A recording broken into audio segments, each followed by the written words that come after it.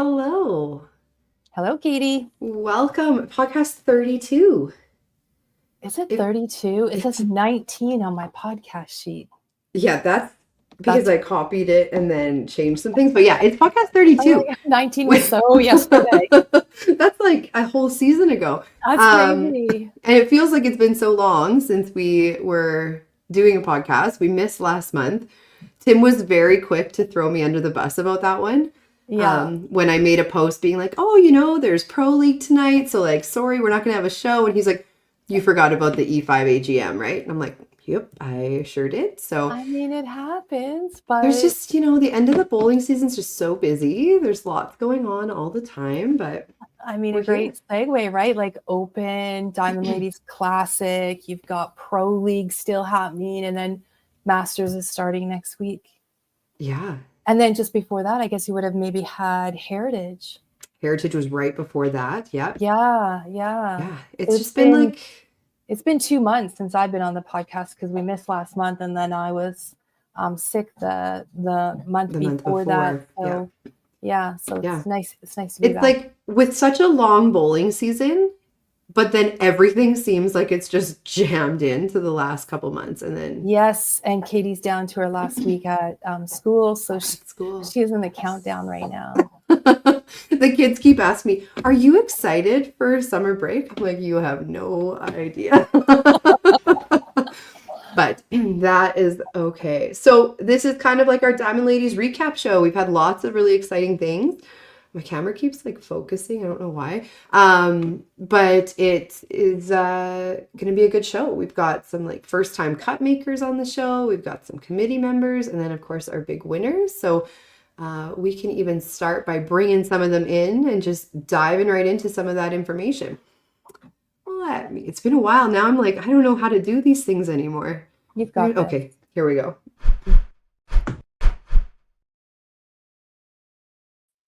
There we go. Figured it out. Good job. Hello, Hello. ladies. So, Hello, for those of girls. you who don't know, obviously we have Stacy joining us, who is the organizer and founder of the Diamond Ladies Classic, and Amanda Houtlong, who was definitely behind the scenes doing many, many things leading up to the event. Congratulations on another successful event, guys. Thank you. Thank you very Thanks much. so much. A lot of fun. Really great to see everybody come out and have a great time and just really enjoy that community aspect that Diamond Ladies is known for and thrives with. It certainly is a special event. I think unique. I, was there over the weekend watching everybody as sort of a spectator, and it doesn't change for me, right? When you walk down those stairs, it's closed for a women's only event. There was great interaction and participation, even with men coming down to the lanes. To watch their ladies or their friends, and I think that was really good. And it's a bit of a family affair, Stacey. Like, you've got everybody there surrounding you. You've got your whole committee fully rolling their sleeves up to make sure like no stone is unturned, no hiccups. We would never see any of the hiccups behind the scenes, Ever. but like, outside of maybe having to get those fans going a little bit because it was warm in the bowling alley, but those fans were a godsend. I've purchased 2 on Amazon, the exact same fans. I've purchased them individually. Influencers. I meant to steal one and I forgot it. Yeah, they're super, super easy to find on Amazon. So so a lot of I said that's got to be a swag item next year, like a Diamond Ladies fan. Like that would anybody who's played it is going to be like, I'm going to purchase that without a doubt. I'm going to purchase that. So Stacey, maybe brag about the weekend. Let's talk it up a little bit about what happened. Yes. Are you there? Are you frozen? She might be frozen. Wow. She might be frozen. I don't even know where to start. I guess like I can tell you the week after, I've been like extremely humbled and so grateful for all the messages.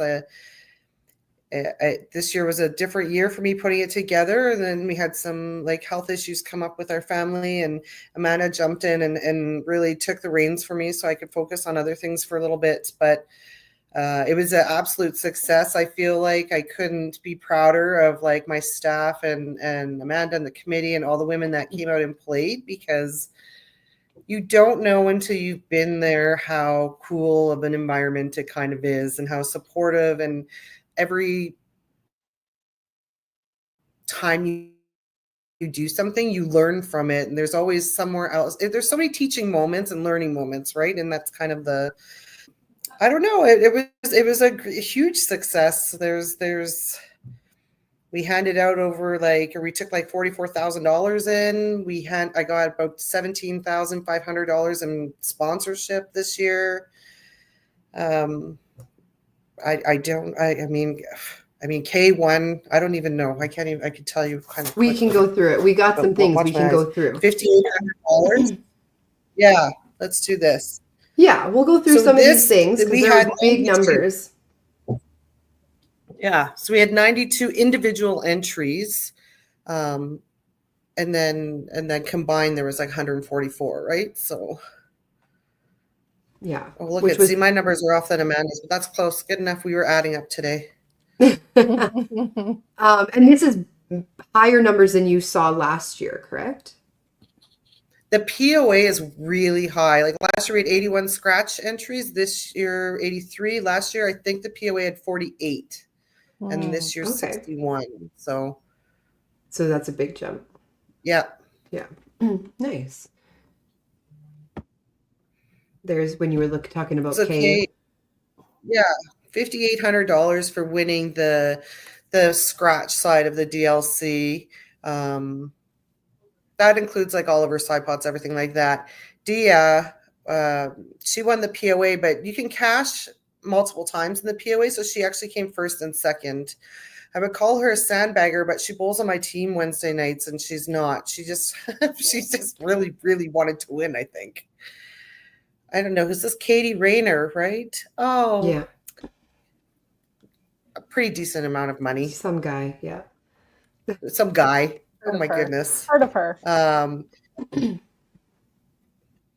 Jennifer's made like this. I think every single year Jennifer's made close to $3,000 playing. Yeah. Well, she won the first event. Yeah. And then she ran fairly deep in year 2, I believe, right? Last year, yeah, I think she got to the finals on the one side last year, if not the 4. No, I think she did play in the finals. And then Michaela this year going up both sides too. She just kind of, run into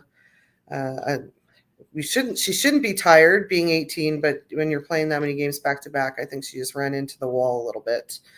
But, in your top 5, your 5 people are making these great amounts of money based on the entries, right? So I really thank the sponsors so much. That crazy. I love this map that Michaela ran both sides for quite a while too, like a little bit more extra games. Same with Jennifer was running both sides, right? So you can kind of understand the steam where the other individuals maybe had a little bit of a break to nourish and do what they needed to do, just rest, right? Yeah. Cool. Having those sandwich breaks was exactly what I needed. Bless those sandwiches. On Sunday. Bless those sandwiches. Oh, God. And the volunteers, Melody was making them. Oh, yeah. Melody's already started a new menu for this year. She was like, I think next year we could do pizza dogs. I said, well, I'm going to be on the podcast tonight. Maybe we could get some requests. Love it. This is my favorite map. I swear, Amanda, you did. This is so cute. This little work that you did on here showing how much everybody made. Love it. Well, it's nice to see that there was prize money won at all of the provinces. Everybody was represented. I mean, when you think about the provincial breakdown, you and I were talking about, I had you send me the numbers. You had 7 players from BC come. We had 68 from Alberta, which makes sense being the home province. 2 from Saskatchewan, 8 from Manitoba, 3 from Quebec, 2 from Northern Ontario, and 2 from Newfoundland. So people are coming from all over the country and able to earn money all over the country as well. It's not all the money staying kind of in one place. Yeah. It's not just scratch players that are coming. The POA players are coming from across the country as well, which is really great to see. I think we are kind of a one-of-a-kind event in respects to this being an opportunity for POA players to play a cash tournament. And you look at how much Dia made, and it's undeniable that that'd be worth getting on a plane for sure. 100%. And like when you look at prize money paid out altogether, that's a huge number. Yeah. I'm so proud of these things. I think Yes. like we all put so much work into this, and I thought like for a little bit, a couple weeks before, I thought, oh man, am I putting too much effort into like the wrong parts of this event, and should I be like rethinking like what's my goal for this thing? Like this is we started out to have an event for her. Then it kind of just took off for the sponsorship, and then it kind of in my mind became like I want to have the most money ever just to hand out. But it really, I mean, I think both it happens hand in hand. I mean, and unfortunately, Rhonda can't come on here tonight, but I really can't thank her enough for being their title sponsor. Again, she's stepped up and has really helped us out. And sadly, we missed her this year, but we're wishing her the best, and hopefully everything is good and we get to see her soon. Or those of you that will see her at Masters, give her a big thank you from the DLC. Well, and I do think, Stacey, like, you know, obviously Rhonda has been a critical part in terms of the sponsorship, and you've had a lot of great sponsors. Like that takes a lot of work in itself to kind of just navigate that piece. But when you talk about the event and what it meant to you when you were drafting, you know, some words on a piece of paper, I think why this event continues to be so important is because you're sweating the details, right? It's the small things that you know are going to, you know, continue to bring everyone back. And obviously, when you look at that map in terms of like the prize money that was won by individuals or people who consistently, you know, come back. I think about Alyssa Gilardi, who's had a good run, you know, the last couple of years and has come up a little bit short. And just, you know, Sam Sitar coming all the way from like her region, which is not easy to navigate. Talk to Sam a little bit over the weekend where, you know, they're picking their moments just based off financial constraints, because we know that this bowling community across the country, whether you think about the investment in Pro League, you've got our cash tour in the West, you've got club tour in the East, like all of these things cost a lot of money. Not only that, some of these areas are having to fund their own sort of nationals. Like if they advance, they're having to fund their own way to go to national events, which is really, really costly. And so it's amazing that we're starting to see people make decisions to have the experience here for the Diamond Ladies Classic. And like, it's just massive for women in our sport.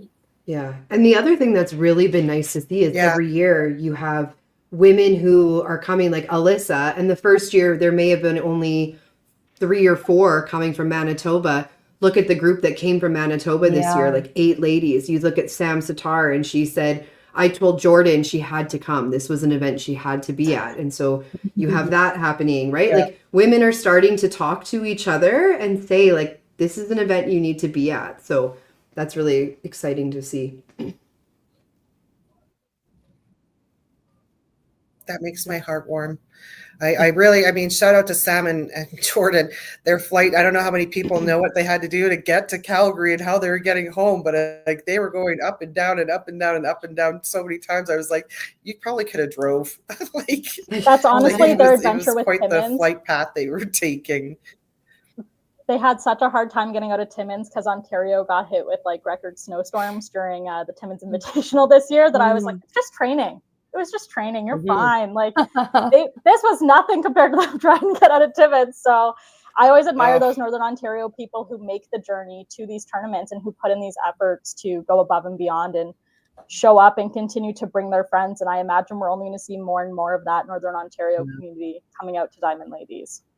I think it's so inspiring to see these group of women come from all areas, right? Because I think about some of the accomplishments that some of these women had that would have been maybe their first time accomplishment, that they actually surprised themselves in terms of what they accomplished. And I think that's what Stacey, you know, that was the goal all along, right? Yeah. Yeah. When I think, like, when I talk to people about the goal of Diamond Ladies, and I mean, I don't know how many people saw it that on the weekend, but like Rich made me like a frame that has the little green sheet in it that we started that Monday night with, like, what it would be called, who could we ask maybe to sponsor, like just a little bit how what we want to do is give the women an opportunity to play in a situation that they wouldn't normally get. And then you have that to draw from when you do get into that situation, whether it be at Masters or the Open or IP or a club tour, WCBT tour, Newfoundland Bowling Tour, something to draw from, right? Like a little notch in your belt that you won't be that nervous next time, that you'll be able to like maybe take that extra breath that time, and you have something that you can be like, at Diamond Ladies, I did this and this is how I felt. Or, you know, I mean, for one, and then the other part of it is the community. I had 4 women come from Central Alberta who just like play in the seniors league in like Camrose and at Heritage, and they had a blast. They all bought tote bags, they all bought shirts, and they'll all be back next year. Chris is so right? fun. Like, Chris, I played the community. They loved it. Teaching division provincials a couple years ago with Chris, and she had messaged me like, what would be your top 5 tournaments that I should play in Alberta? And I recommended interprovincials as one, and told her to ask her local area about like the Bow Alberta events. But I said Diamond Ladies is one that you should really consider coming out to. And then when I saw that she had registered and brought a little girl gang with her, I was like, oh my goodness, this is so exciting. And also our Northern Alberta girls who came down from Grand Prairie. Grand Prairie had quite a showing as well. And that's those of us who drove up to the Open last year know that's not a short commute. No, it's not. That's fair. And you know, the other thing I learned just watching this weekend is like the one thing for those women who are coming out just to kind of maybe see what can I do? They're just kind of trying to measure their game. And then on the ladder side, I saw these elite women who have been playing at a very elite level for a really, really long time. But they didn't take this event as not a no joke event. Like they take this as a very respectful, honorable event to win on the scratch side. And you could see the emotion that was going on in the room around those scratch participants, right? They were going out, they were fierce, they were tenacious, and that's what we expect them to do. But to watch that from the outside in was also very fascinating. Yeah. Yeah. It is. It's such the emotions ran a little high, a little hot in there. Yeah. Yeah. It's the fans. It's good. Yeah. It is definitely one of those events that like I think the pressure's still on. Like the caliber of women, especially on that scratch side that are playing, and you feel the pressure. And like I am not above feeling that pressure at all. And like I know Tracy and I had a moment on the Sunday because my emotions were not in check, and I could just feel the pressure and all of it just building, and had to take a minute outside and come back in. And even when I came back in, I still wasn't quite grounded yet. But it's when you're surrounded by that amount of talent, it's hard sometimes to just take a breath and realize that like you're there for a reason and you can do it. Like no matter, I think it doesn't matter how many times you're in those situations, it still has that sometimes that impact that creeps in, the imposter syndrome or the anxieties of it or all of the other things. And I don't think it really matters whether it's your first time making a cut or your 15th time making a cut, or if it's your first time throwing a big clutch shot when you need to, or the 15th time you've done it. Like it doesn't matter. I think we have such a passion for the game, and there's such a desire to want to be the best for ourselves and to compete amongst the best, that it's so hard sometimes to manage the emotional side of it as well. I agree, Katie. And I think the timing of this event is actually really good. And the reason I say that is because all of the hard work that people have done in terms of like practicing, getting ready for those big moments, whether it's the end of Pro League because you've advanced now, whether you're just coming off of an open championship, winning a gold medal, whether you're about to go into next week, heading to Masters Nationals. Doesn't matter if you're a teaching master, a senior master, elite player in Masters. Like the timing is perfect, Stacey, because everybody should be ready to go, right? They should be absolutely at their prime at this stage. Yeah, for sure. Well, we can probably start bringing in some of our players who made some cuts and made some money along the weekend. I'm going to Yeah, I kick you think out, a lot. Amanda, to bring you back in a minute, but we're going to kick you out here. And then we can bring in some of our players. So we're definitely going to talk to some of our winners a little bit later in the show, but one of the things that was really interesting about this Diamond Ladies is that there was quite a few women who made a cut for the first time ever. And unfortunately, we can't bring them all on. There was actually quite a few, but we have a few of them here today to talk to about their first cut experience.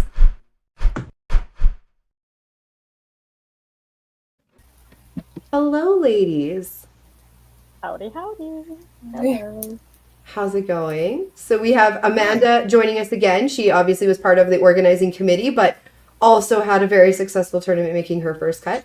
Taylor from Saskatchewan and Jillian from Manitoba. Congratulations. That's a big deal. Thank you. Thank you. Thank you. I know when we think about other people, a few other people we have that also made first time cut. Cindy made a cut on the Saturday. She had an excellent qualifying shift. I know her first shift, she played extremely well.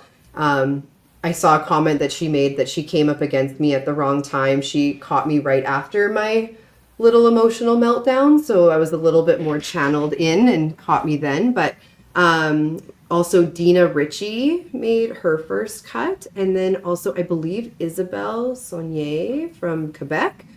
We may be missing some, but I think that was all of them. But if we are missing you, like, give us a comment. We're so sorry, but like, congratulations. That's a huge accomplishment.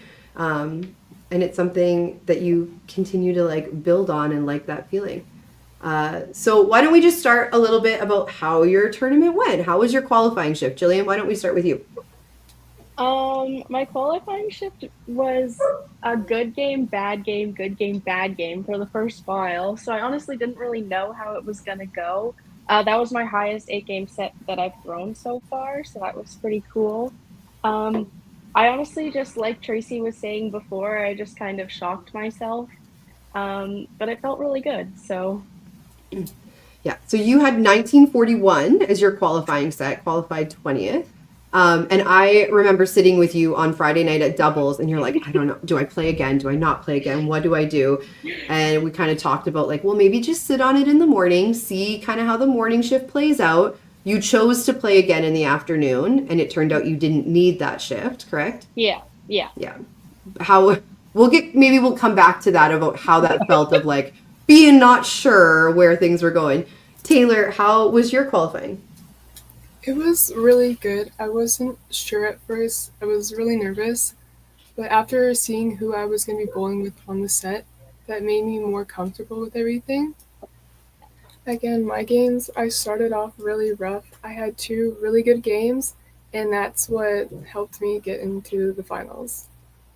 Amazing. For the most part, you were super consistent. And like you said, you had those really 2 good games just right where you needed them to, averaging almost 246. So that's really nice, Taylor. Congratulations. And nothing under 200. So like Yeah, Tracy said, that's super great. consistent. Amanda, how was your qualifying? A roller coaster. So Friday, I played the Friday shift and came second last and had a little mentee bee about it because I've put in a lot of work over the past couple of years and I purposely put in time leading up to Diamond Ladies and I was like, I want this cut so badly. It was like one of my last goals of the season was to make this cut. And then I had a great conversation with Annette, who was just like fantastic. We're so lucky to have her as part of our bowling community and part of the Diamond Ladies and cashed out very well herself at the event. And as we were talking, I was like, Annette, I just realized like I didn't drink any water and I didn't eat anything today. Oh, wow. And she's like, oh my gosh, Amanda, like you didn't fuel your body, like you didn't fuel your brain, like what were you doing? I was like, I don't know what I was doing. I was just here.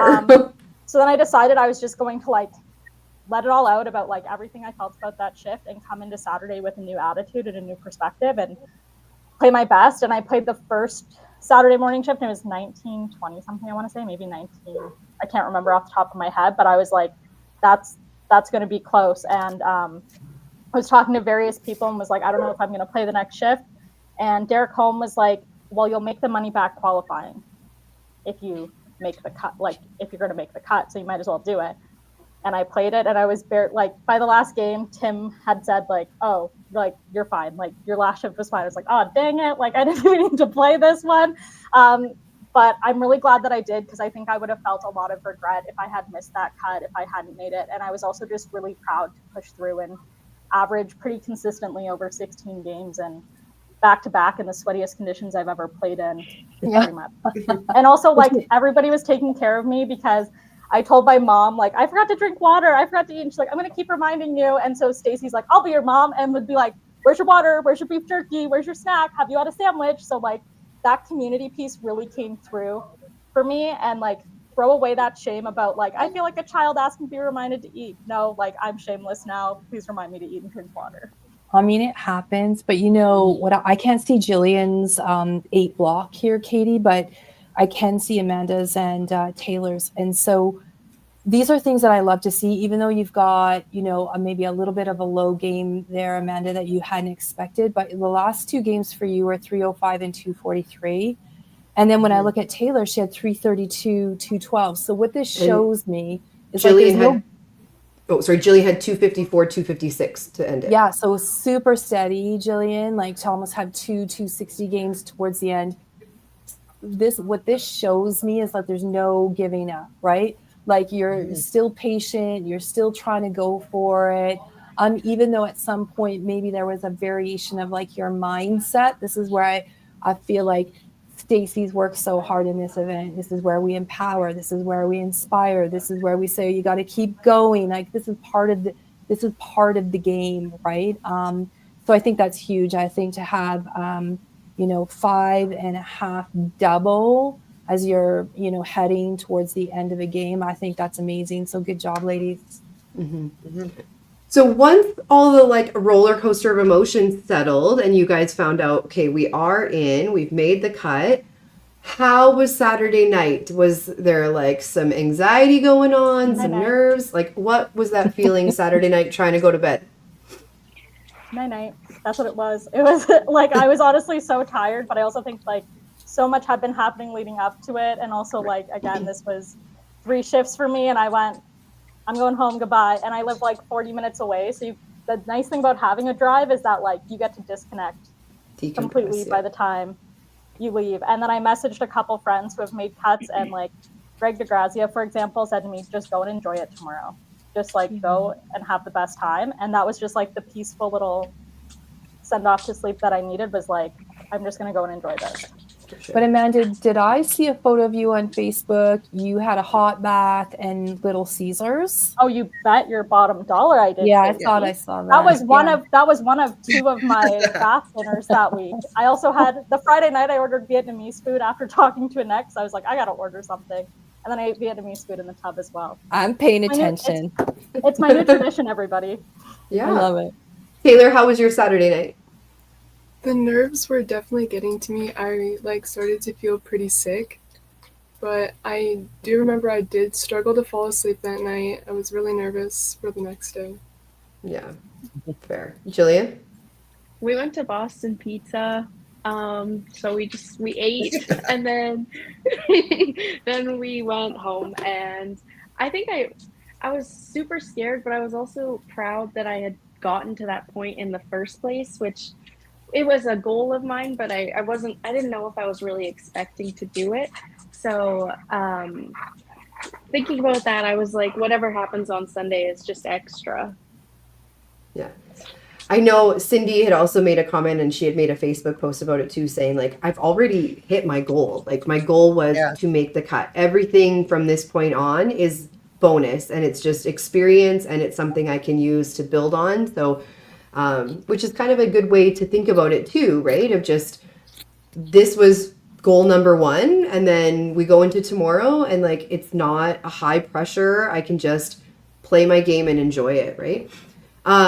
So Amanda, we'll just kind of quickly go through how your Sundays all went. So Amanda, you were playing on the A side against Andrea Lacka to start and won Oh, this is against one of the her. nicest people I've ever played against. Yeah. And I was on the lane right beside you, and it came down to like the last Something just bit. clicked in my brain that last game, and Jennifer Smith came over and was honestly just this like calm force behind me. And she was just like, just execute your shot, take a breath, execute your shot. And I could hear her every time I was going up. And that was just like the gentle reminder that I needed. And I literally cried when I had won that match on Jennifer Smith. So thanks, Jen. I appreciate it. And then you got matched up against another Manitoban, Alyssa Gilardi, in the next round of that A side. And she ended up winning 736 to 653. And then on the B side, you played JC Brewski, also from Alberta. And she took that match. And then Jillian, We had a very close first match, yeah. Yeah. And then Jillian, you played JC on the A side first, and you had a really close match because she won 577 to 573. So like that one obviously came down to the very end as well. The very Yes. last ball. We both had agreed we did not play great. It was a rough match to begin with, but I ended up, we both punched head pins in the 10th frame, and I pitched it into the middle and didn't get my wood to win that. So I lost by 4 pins, but it's okay. That happens. That happens. And then you But that's ended your up. learning moment. Yeah, Yep. it's a learning moment, right? And then you Right. went up against Taylor on the B side. So sometimes unfortunate matchups where like two people who it's their first cuts get put up against each other. And Taylor, you ended up winning that one. On the A side, you were up against Jenna Lamoureux to start, and she took that match. And then you won against Jillian on the B side, and then lost to Sam in the second round of that one. So how was Sunday, Taylor? How did you just feel on Sunday? How was the experience of playing in a championship Sunday? Again, I was nervous to start, but after I threw my first ball, I started to feel more confident in myself that I could do it. Yeah. Jillian, how did you like Sunday? I thought I was gonna be way more nervous than I was. There's definitely some up and downs with my emotions, but I felt like I ended up staying pretty level-headed for the most part. I really struggle with like the mental aspect of the game. So just even being in the Sunday and competing in it felt really good. So For I'm sure. excited to hopefully do it again next year. Not hopefully. Confidence. You'll be there. Amanda, how was Sunday for you? Like I won the lottery. I went up to Stacy when she gave me my qualifying check and I was like, can you please take a photo of me with my envelope, please? Because I remember when I played IP Nationals in 2024 and we walked into practice and I just took a second because I was like, it's so rare for you to get to this moment and you need to appreciate like every moment of it. And I wanted to carry that and carry Greg's advice of like, just enjoy it. Like you don't know when your next one's going to be, like, but you got there, so enjoy it. And I was like, yeah, take a picture of me with my envelope. And I'm literally like a child who's like won the biggest prize because like I felt like I'd won the lottery. Like it's been so much work to get to this point, and it was just like whatever ends up happening. And I had the most fun playing all of my matches. And like JC and I played each other at the Open, and she threw an 8-bagger against me and like absolutely destroyed me. So to get really close to beating her was a really good feeling, and we were both laughing and joking the whole time. And I was like, I never want this to end. I don't want to take my shoes off. I just want to keep playing, and I just want to keep enjoying this. And it was like all this hard work and all these extra practices and all these struggles and coming out of the POA side and pushing myself paid off. Like the hard work does pay off. It does get there. And Yeah. I got to have my moment. And like, I was like on a high for 4 days afterwards. I wish I was joking. Like it was just like, Yeah. That kind of segues us into maybe our last kind of question or of this segment of what were some like just kind of takeaways or advice you would have to someone who's thinking about playing this event next year? Jillian? Well, I would obviously recommend this event to anybody. This is my favorite cash tournament. I love it. I love the community around it, and all of the women that compete in this, they're always so nice and just it's like honestly, oh. I'm just trying to convince more people to come to it from other places. Like being someone from out of province, you try and get as many people to come with you as you can. And we had a pretty big Manitoba showing this year, but we always hope that it's going to be more next year. And yeah. For sure. Taylor, did you have any takeaways or advice you would give to someone who's wanting to play, or both? I say just to have fun and to not take it so seriously, because like you will get into your head, and like especially like young as like I am, is to never be afraid to try something new, because if you don't, you'll never get to experience it. Taylor, you talked a little bit about you felt a little bit more comfortable once you knew your lane draw. Can you maybe help us understand who was that for you? Who were those people, and why did it make you feel a little bit more comfortable? I was really comfortable because it was my boyfriend's mom and sister, and someone that I had met a couple months ago at a previous nationals. Amazing. Amazing. Yeah. And Amanda? I see Advice, Chantal Sears takeaways? commented that she's coming next year, and that's because I said I'm moving to Calgary and I'm gonna have a bigger house. So you better be coming, and you can stay at my house. Like she was such an inspiration for me, especially with that first shift. That was terrible. I saw her have a similar experience at 400 North last year and run it all the way to the finals. So sign up and play everything that you can and enjoy everything that you can. But to play an event like Diamond Ladies is such a rare opportunity, regardless if you're POA, regardless if you're scratch, even if you're in between those two stages and you're not really sure where you want to play. This is a great event to get your toes wet and meet some new people. It's for everybody to have a good time, everybody to build a sense of community. You're going to brush shoulders with your bowling idols. You're going to make new friends, and I don't know why you would not want to play this event. I think it's worth every single penny, and it's an investment in yourself. And I think I've grown so much from this event from the past 2 years that I've played it, and I'll always be a huge advocate for it.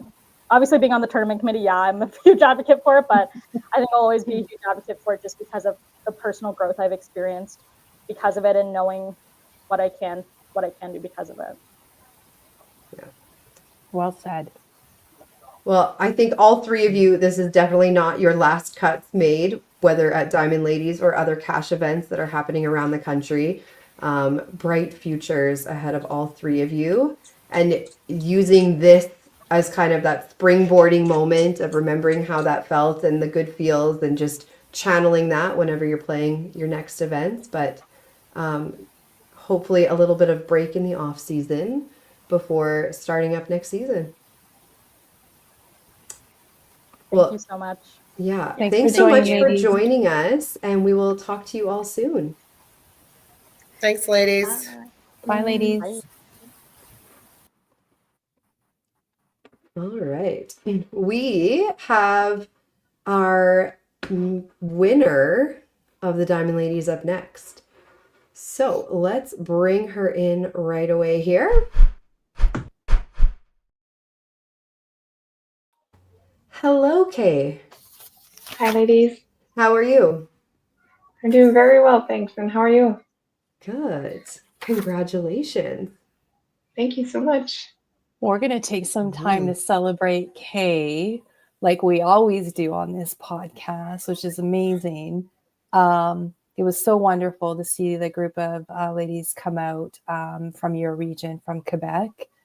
Kay, like fantastic performance over the weekend. Certainly fierce. Loved watching every moment of it. I stayed right up until the last sort of game, but we quickly put the live stream on when we got home. You qualified fourth overall. It was a fierce group of top competitors who qualified. Your scores were unreal. 264, 268, 349, 293, 207, 239, 240, and 268, averaging 266 with a score of 21, 20, 28. Pretty How nice. how did qualifying feel? Like, were you, as soon as you started throwing, was it just like, oh, this is like, I feel good today? Absolutely. Yeah. Just standing on those lanes, I felt so confident. And I kept texting my mom and saying, oh my God, it's just like our YBC house. When I was younger, the lanes just made me feel so comfortable, so confident. Like it was, as soon as I would step on the lane, I was like, I'm going to rock this shot. Like this is, this is going to be great. I had so much fun on the lanes too. So As What a a fantastic first feeling. experience for you, Kay, there's lots to talk about, but for a first experience Mhm. coming to Diamond Ladies Classic, maybe break it down what it meant for you coming out with the ladies, and then obviously feeling like it was a little bit of familiarity for you because the lanes maybe, took you back to maybe a YBC moment. It is a quaint bowling alley for sure. Family owned, been in the family for a long time. Tell us about what that whole thing meant for you. it meant a lot, actually. It did. And I think I mentioned it to Stacy quite a few times over the weekend. I said, just the conditions of the lanes and how it made me feel just like home. I kept repeating myself, but it was just such a good place to be in that I felt just so confident and comfortable, right? So, Yeah. and everyone there was so amazing too. So that helped a lot as well. I rekindled with some old friends and made new ones as well on the lanes.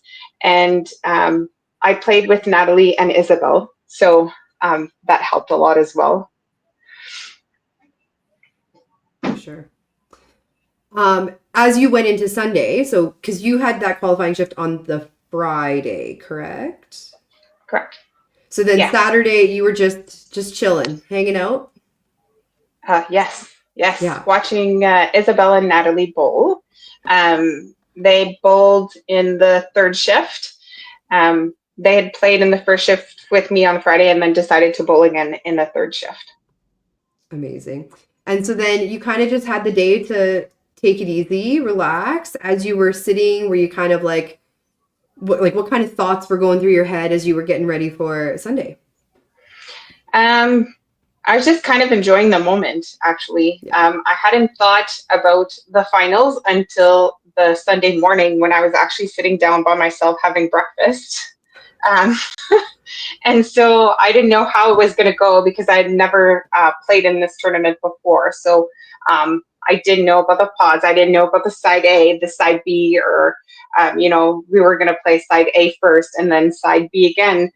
Side B second. I had my shoes on for the second game. I was ready to go. And I was like, oh, wait, I don't see my name up there. Okay.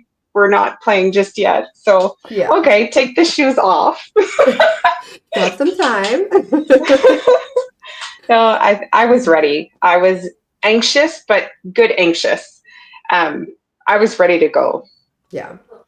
Yeah. You could definitely see just like that confidence every time you were in a match and that you were on the lane. Like it didn't look like anything was going to rattle you. It was incredible to watch. So when we look at your day on the Sunday, you had the first round bye for qualifying fourth. So top 8 had that first round bye. So you got to just kind of hang out again a little bit, get back into the bowling alley. And then you had a win on the A side against JC Brewski, followed by a win against Larissa Long. And then you won against Michaela Sanderson, and then had to play Natalie, your traveling buddy, in the A side final. How was that match? To be honest, I think that was the longest match I had.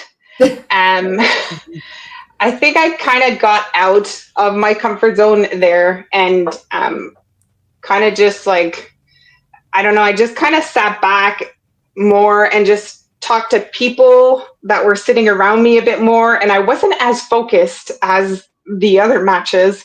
For sure. Not sure why, but it was long. Those 3 games were very long, to be honest with you. And that sort of threw me off as well. So, and Changed then the timing. yeah, and then Yeah. I played you after that, so it kind of speed Yeah. things up again. So Yeah. A little quicker on the Let's lane talk too, about but- that. Yeah. So the Katie K Katie won last year. So it was interesting to watch. I was not there, but we did come home right away, and it felt a little back and forth for me personally. I don't know if you guys felt that way. And then something, it looked like it shifted for UK in the third game. Mhm. Did you feel that shift? I did. Yeah. Yeah. Absolutely. Yeah. I kept texting my sister in between games, and my nephew always laughs at me when he watches me on the streams, and he does this thing where he does like because I always go like this whenever I know that it's going to be a strike. And so my sister kind of sent me the emoji, and she's like, your nephew's waiting, like what are you doing, Kay? Like, and I was like, oh, that means like, okay, you got to get going. That And she did. Like the 5-bagger to Yeah. start the third game definitely got her going. That's for sure. I still felt Yeah. like you were throwing the ball great, Katie. Like Mhm. she just Yeah. came out. You could just clearly 100%. see the shift, right? Yeah, So- I definitely agree that it was like back and forth. I think after the first game, I had a little bit of a lead on like in the total. And then the second game, we were fairly even. I think the lead dropped a little bit. And then that third game, I opened the first 5 frames. I think I had three head pins and a split and a missed chop spare or something like that. And she had the 5-bagger to start, and you could see Mhm. like that's a big statement to throw the 5-bagger while your opponent's opening up. And definitely, when she needed to throw strikes and when you needed to turn it on, you did, which is exactly what I would expect of you in that moment, right? that was you last year. Yeah. Yeah. That Like everything you did last year, like worked. for sure. It And was like amazing. even listening to Kay talk right now, when you were saying like I got on the lane and I felt confident and I just Yeah. knew like I was comfortable and I just knew that like I'm gonna rock it.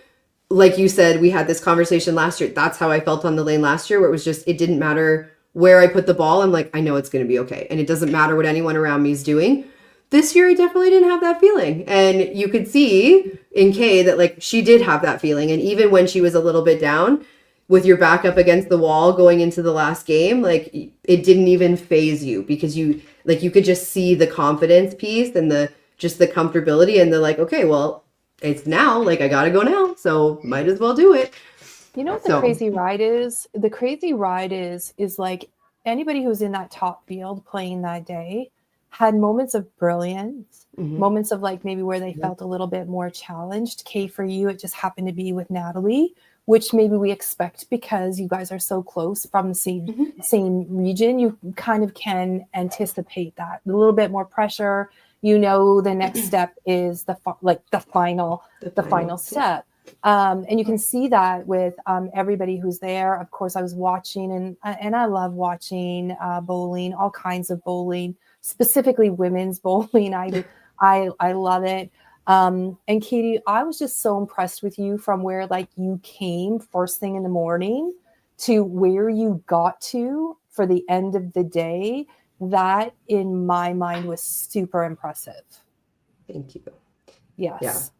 Saturday or Sunday morning was definitely like Yeah. not my finest hour, and No. like I was feeling anxieties that I have not always experienced in a bowling alley, and I think have been ramping up for a couple seasons, especially as I've had a couple successful seasons in a row, and just trying to manage different expectations of myself and different expectations of my game. And I think it kind of all came to a head on Sunday morning, and I was out in the parking lot, like struggling to breathe, having kind of a moment. And then definitely throughout the day had to channel it a little bit differently. So I mean, I New think we talked experience. about this on the podcast for 32 podcasts, I think it is. yeah. And we talk about it's not always easy to put your shoes on all the time. And we have such high expectations of ourselves the fact, Kay, that you could put your shoes on at the end of that tournament and know that you were the Diamond Ladies Classic champion is unreal. And, you know, no one can take that away from what you accomplished. Also, just the, you know, the pure enjoyment of all of the women who came for that weekend, who also had very good, successful weekends. Whatever success meant for them in that weekend, it is what it is. It's what success means to them, right? So that's what we're always striving for. And, you know, at the end of the day, this enables you to put your shoes on for the next one and keep striving for what's next. Yeah. Okay, obviously winning has got to be like probably the high moment of the weekend, but like was there other just like really high takeaway moments or moments where you were like, that's something that I'm going to remember for a while? Yeah. Coming back, I've spoken to a lot of the women in our region, and, you know, I said to them, this tournament for me itself was just an achievement, just because of the fact that I met other bowlers. And it wasn't quite like a national event. I just felt like I showed up to a tournament, but to a tournament in my province where I knew everyone. I cheered on everyone. We could have conversations off the lanes. I mean, it was so different from a national event that just that for me made a good difference for me. I was so honored to have met other women that, you know, you have heard of, but never actually gotten the chance to actually have a conversation with. Larissa Long was one of them. Michaela Sanderson was one of them. Andrea was one of them as well. And so, you know, I could name my doubles partner as well, Maria. That we played together in the doubles that night, and just she's such a nice person. So just that itself is for me, that was something that I took to heart and I took back home with me, right? So For sure. That's amazing. Kay had a good story about Charlotte. Charlotte saved their day with the car. yes, and and Charlotte story. too. Did something happen I with the car? I don't know what happened, but like a purse went missing and the car wouldn't start, and I was bowling and Kay was, well, I don't know, right? But it wasn't. We had so we rented a car, of course, and so we got there, and the lady at the car rental place says, you know, you guys are in luck. You're getting an upgrade. It's a 2025 Volvo. So we're like, wow, okay, like this will be nice. You know, we'll have room, we'll have space, driving in style, whatever. We get to the bowling center on Friday. The car dies. Completely dies on us in the parking lot. Thank God we made it to the bowling center. So anyways, Isabella's on the phone talking to roadside at the same time as we're bowling, of course. And so trying to have the car rental place bring us another rental. They said no, that the roadside would need to come and boost the car, and then we would have to bring it back. So anyways, well, that being said, it's fine. I brought the car back. After the first shift, we got a new vehicle, but the first thing was my purse was still in the car rental while I was bowling. And so I wanted to go grab something to eat. I wanted money to go grab something to eat, and then started looking for my purse. So Charlotte, our personal assistant, decided to go outside in the vehicle. The doors are unlocked because the car is dead, right? So can't lock the vehicles. And she's like, you're so lucky. Your purse was in the vehicle. So the purse was there full of money with my wallet. And she brought it down to me. Anyways, she was like She was our lifesaver. Little saver. Awesome. Yeah, she kind of went outside and helped out when the roadside came as well. And so, anyways, I Yeah. love that. I love that. Definitely a fantastic event. Like Amanda said, even with all of the chaos, still came Yeah. in through like an absolute rock star all weekend from start to finish. Like, I really don't think there was a bad game in whether it was doubles or your qualifying shift or your days on Sunday. It was just an absolute textbook performance of what a tournament looks like for a champion. So congratulations. Thank you Yes. so much. Thank you, thank you. And thank you to Thank you. Stacy and Amanda and to Rhonda as well. And to all of the staff at Topper Bowl, the volunteers, Thank you. everyone. It was such an amazing event. For sure. Thank you for taking a little bit of time to chat with us tonight. And hopefully the win just continues to radiate for a little while longer and have those good feelings. Hopefully, yes. Yeah. And Looking we'll- forward to Masters Nationals. Yes. Good Yes. luck at Masters. Couple days away. Good luck. Yes, thank you so much. I was at a practice Good luck. tonight. That's why I'm Oh. dressed like that. You just like to wear your bowling stuff all the time. It's fine. Yes, yes, absolutely. On a regular day. All right. Well, thanks so much, Kay, and we will talk to you soon. Good luck at Masters. Thank you so much, ladies, for having me. Have a great night. Congrats Yeah. again. Thanks, Kate. Thanks. All right. We have our last guest waiting here in the background, so we will bring her in.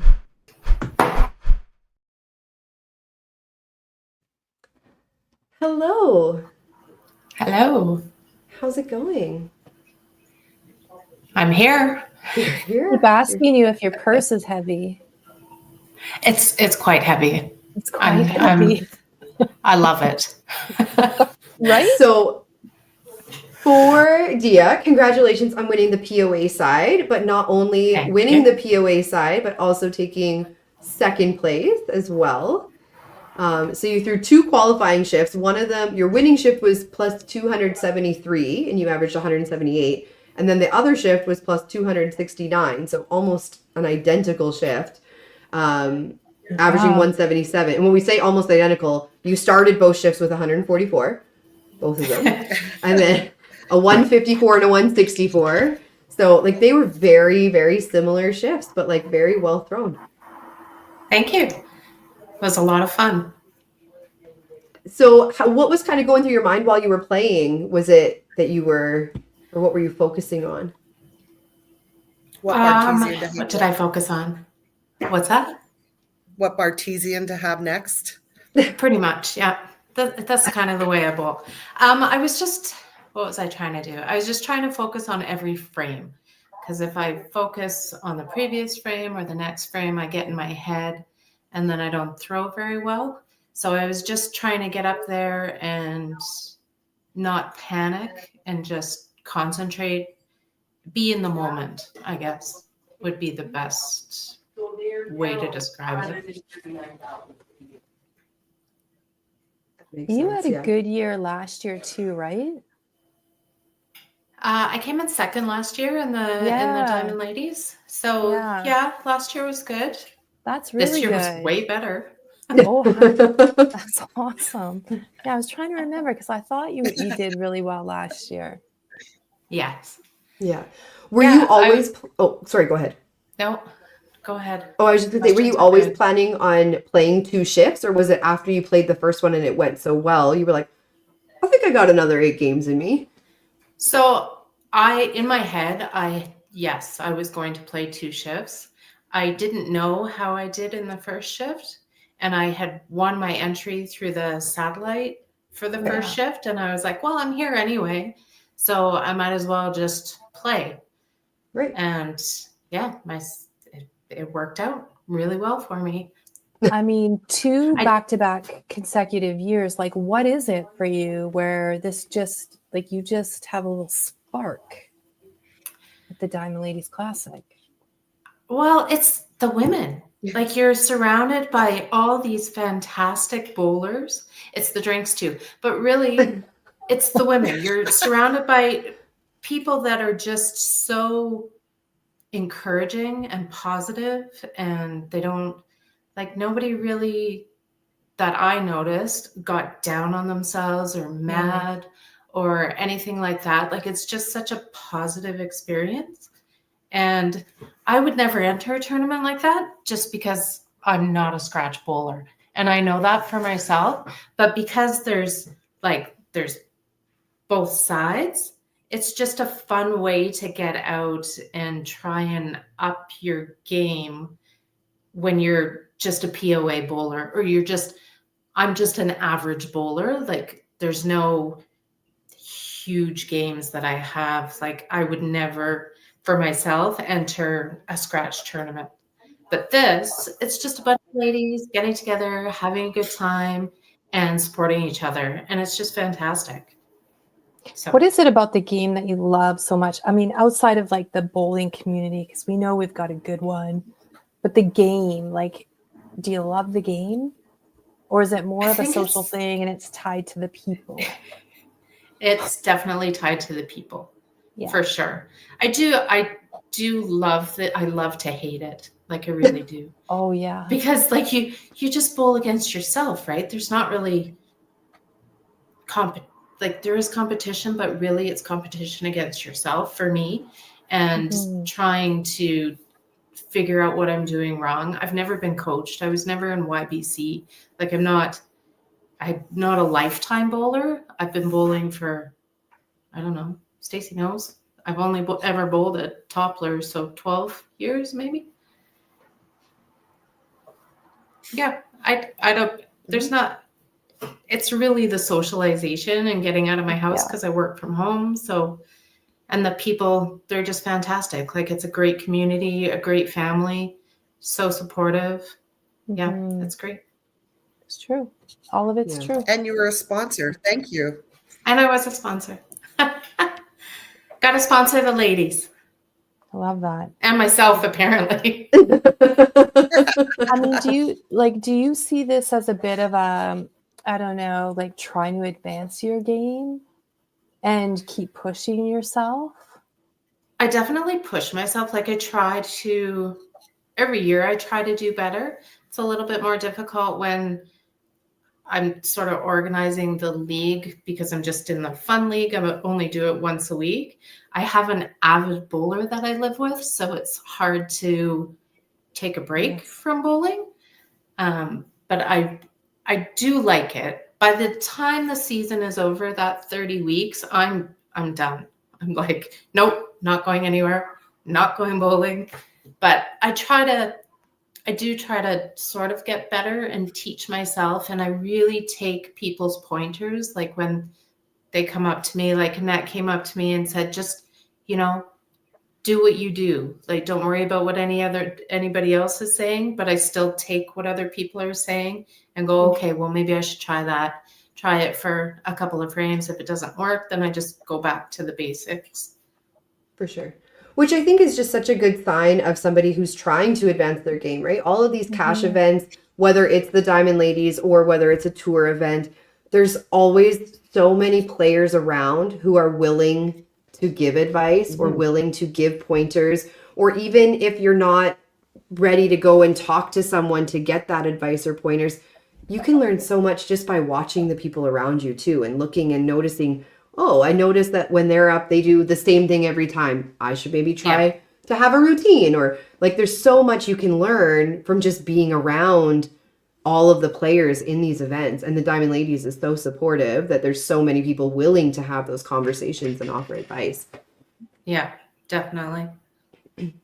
Yeah.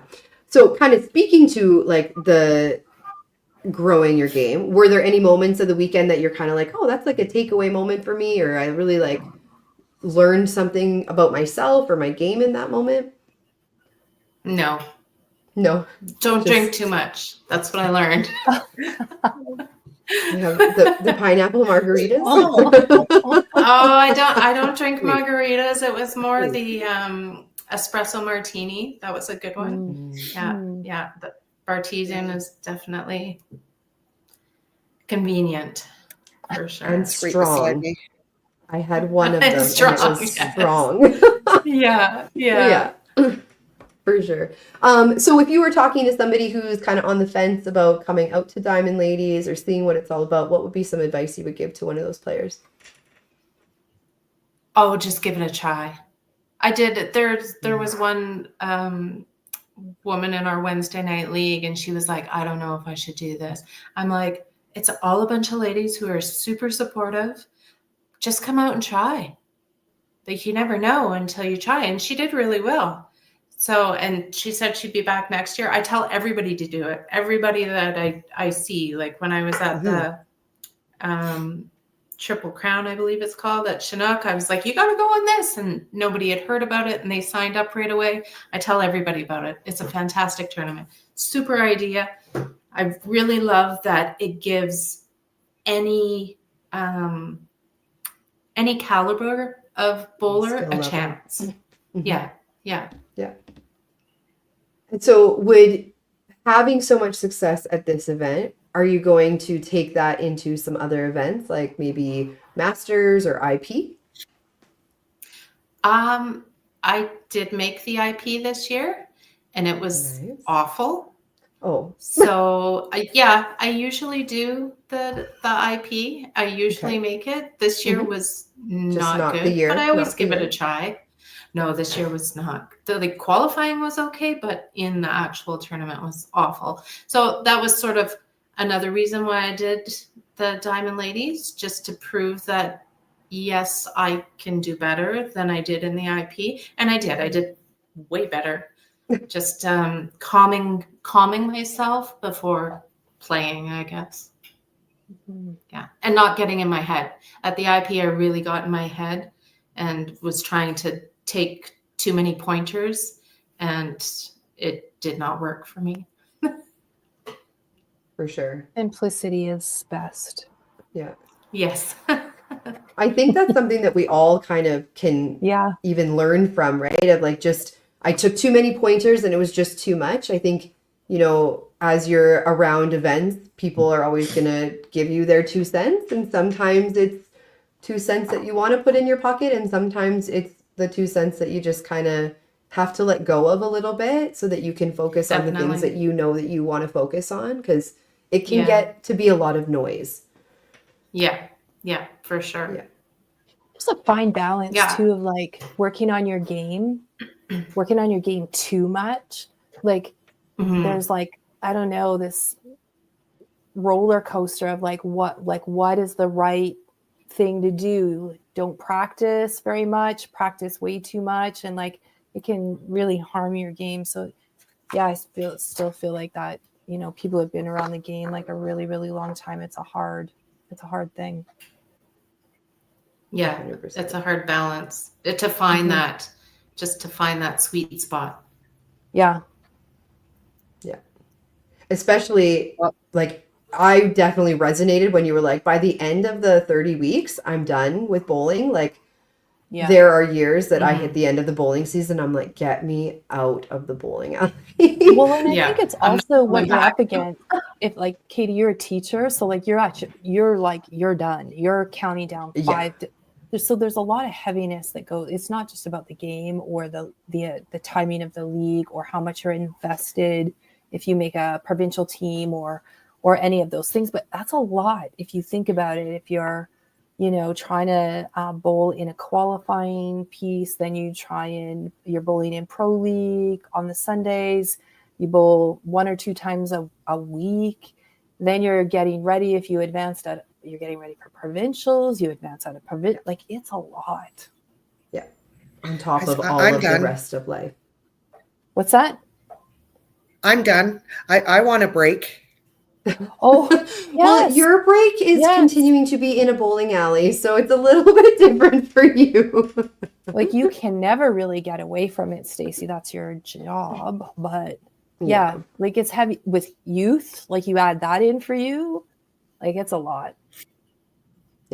Oh. And while we know that it is definitely heavy, the like just being in a bowling alley all the time while managing your season, I like that comment is just one of many that I've seen Yes. kind of all over and that we've heard, that what you're doing is important and it matters to the women in the community. And I think for me, like, you know, we have Stephen here talking about how as a spectator, it was just great to see the event, right? You, Tracy, you mentioned it earlier, all of the men that were at the lanes just watching either their spouses or partners bowling, but also who just are from the area or are there supporting because they popped in to say hi and see what was going on. And then, you know, I had people messaging all weekend watching live streams from all over the country, men and women. Like, I think it's grown past maybe that original first season of like, okay, this is just like the girls' event, whatever. And it's definitely a respected event, and it's respected because of the numbers you're putting in and the sponsorship you're getting and the how many players are making the trip and travel from around the country to come to it, and then also the caliber of playing that's happening as well. It's created something that it is important, and it's important for the community and the females in the community, but recognized kind of by everyone. So Yeah. Well, thank as you. much as it's heavy, we appreciate it. Yeah. It is. It's I'm an amazing. emotional person. Yes. That's So much thank work. you. Stace.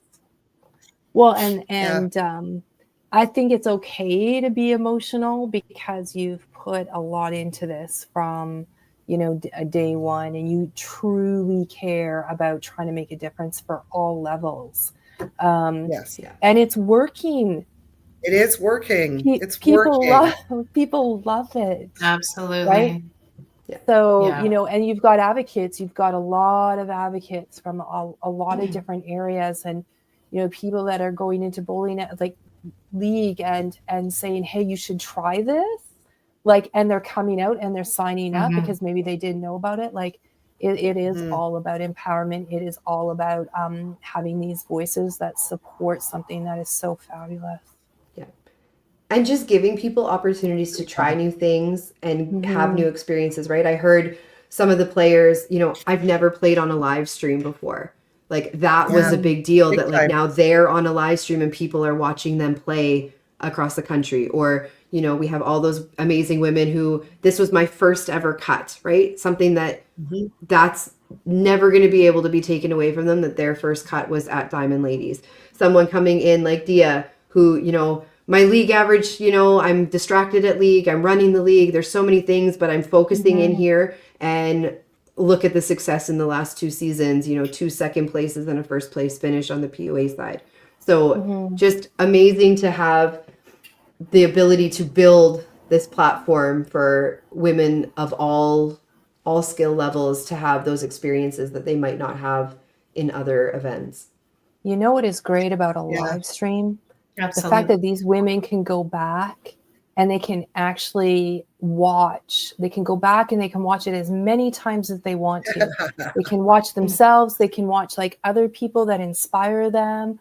Like, you know, we do have to thank Carey for all of the support that he's lent right from day one. There was never any question about leaning into this event, and his forum is so critical because I think it helps us be better, because we've got narrative and a formula to kind of go and look back on either individual performance or watching others who, like I said, inspire you. I think it's huge for our sport. Yeah, I agree. Carey really has been there from day one, supporting me, answering my 100 million questions. Whether we get the answer right or not, that doesn't matter. But he's never wavered and I never questioned anything about the Diamond Ladies. This is what you want to do, Stace? Then we're going to go with it. His support means a lot. I said, gave him a hug this time, and I was like, Carey, you're like family to me. Like, it really means so much that I can always rely on him. And he really, I mean, bowling is back on the map again, and partially, you know, I credit Carey for the efforts he put into it, and so to have that stage that we can offer this on is, you know, you've never played on a live stream, or you're like me and I hate the live stream, but like, you know, we're getting better on the live stream, but it's you're right. You can go back and watch. You can go back and, you know, what some people, you can go sit and watch with your grandma, right? You can, or Yeah. You can show it to your kids, right? It just is endless. So It's very, there. Yeah, very, very appreciative to the 5 Pin universe for sure. for sure. Well, thank you so much, Dia, for taking a little bit of time to come and just chat about your win, and congratulations. Hopefully Thank next you. year it's just as successful for you. Right? 3 times a Let's charm. hope. I'm going to tell everybody. Yeah. Yes, Everybody I should will be tell coming out, everybody but- and continue to support because really they should. It's a fantastic tournament, great venue. Stacy does a great job. Her team, like everybody, all the volunteers.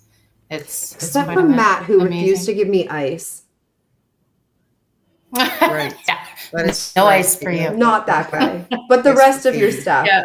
Excellent job. No, definitely a very well-run tournament, as per usual. I think we expect nothing less because it feels so seamless when we're there. So, Agreed.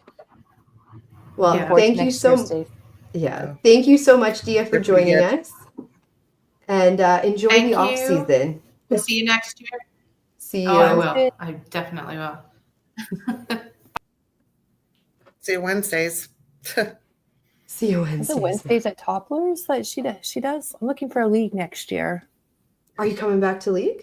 I think so. Oh, I like that.